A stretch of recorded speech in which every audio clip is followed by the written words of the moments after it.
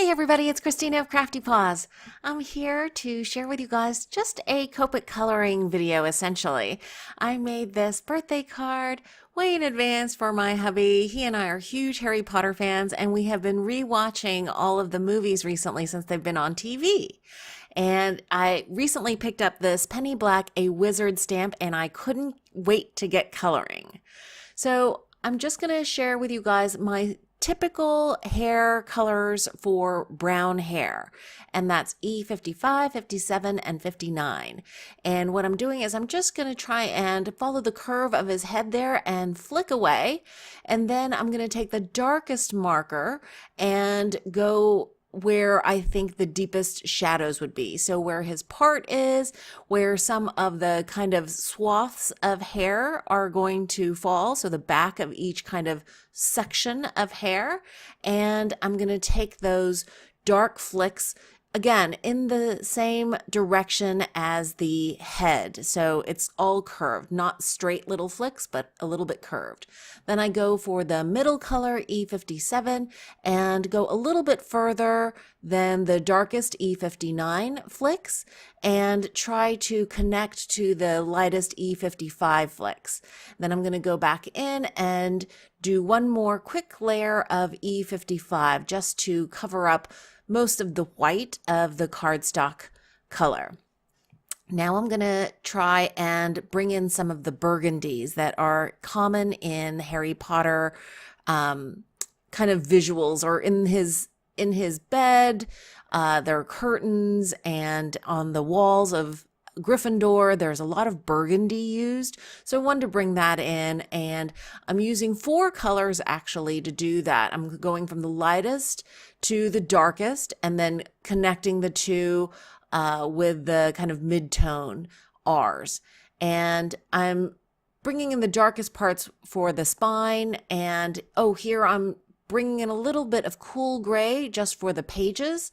I'm not sure if I like that yet. I'm going to go back in and blend a little bit more to bring in some of those mid-tones, and I decide I'm going to repeat that same color in the stripes of the pillow, kind of the ticking fabric inside, and I'm going through the same color family, light, very dark, and then the mid-tones to connect in the middle.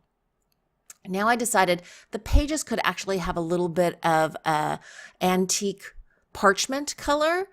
So I'm bringing in that E51 where the pages are. And then I decide for a little bit of detail, I'm going to use a warm gray Copic multi-liner. This is a 0.3 point multi-liner pen, and that helps make it look like there are more kind of pages, especially for the books that are lying on their side on the bed. Now I'm going to color up little Harry, and I'm using very pale tones. I'm starting with an E50 just to get in that base layer, and I don't have this marker out, at least the pen cap, but this is actually an E53, and I'm putting in where the shadows would be under his nose, where the glasses have a little shadow, the bottom of his hand, where his wrist meets the cuff, and where his hair casts a little shadow. Now you see, I've realized that I didn't have that pen cap out. Now I'm going to blend with the E51, connecting the E50 and the E53 here. And then I'm going to blend one last time with the lightest E50. And I decide I'm going to give him slightly rosy cheeks with an R30. I like that for boys. R20 is what I usually use for girls. And I put a little bit of a rosy cheek on him, and then I decide to color the glasses a pale blue so you can tell that there's actually glass in there. And for his glasses, I'm going with a C8. And then where the highlights are for the glasses, I'm using a C5. I didn't want it stark, but I also wanted to include little highlights, reflection lights with a white gel pen. And then I decided I was going to follow in the tradition of the Harry Potter movies and color his blanket there with the same burgundy tones. And I'm laying out at the highlight points the lightest color, and then the darkest points where I'm following the kind of lines of the stamp image. I'm putting in the darkest red underneath the cast shadow area where the books are lying down. I'm following just basically the image here to figure out where the darkest shadows are. Then I'm going to connect a little bit, extend out from those darkest shadings with the next darkest color, that's the R85, and extend out those shadows areas a little bit further. There's no right or wrong for this, really. I'm just trying to make it look like there's real dimension to the blankets so that it looks like his knees and his feet are under that blanket. I decide I'm going to use the R83 to color around the stars in the pattern.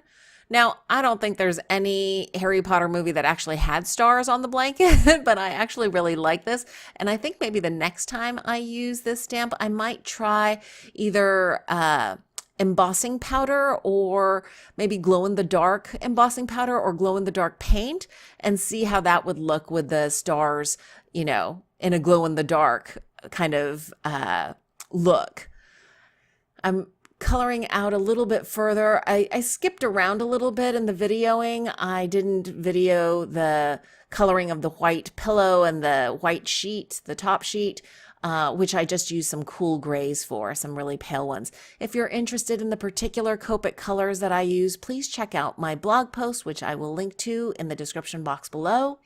And as you can see here, I'm just trying to kind of smooth out the coloring. I didn't want a whole bunch of texture in the blanket. I just wanted it to kind of be as smooth as possible.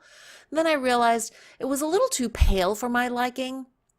I had colored his pajamas with light and dark blues and added a little white stripe in there, pinstripe with a white gel pen. And so I wanted the blanket to kind of stand up to those more dark, intense colors. I also colored his nightstand and his books kind of in cool brown and warm brown colors. So I wanted the blanket not to kind of fade away too much. So I'm adding another layer of the darker reds. This is probably, I think, the R85. I just wanted to extend that kind of mid-tone red or burgundy a little bit more. And then I'm connecting with the lighter R83. And I decided on the left side, I also want it to go a little darker. So I'm adding some more R85 there and along the bottom a little bit, and then blending out again with the R83. And I like now kind of the saturation level of that blanket.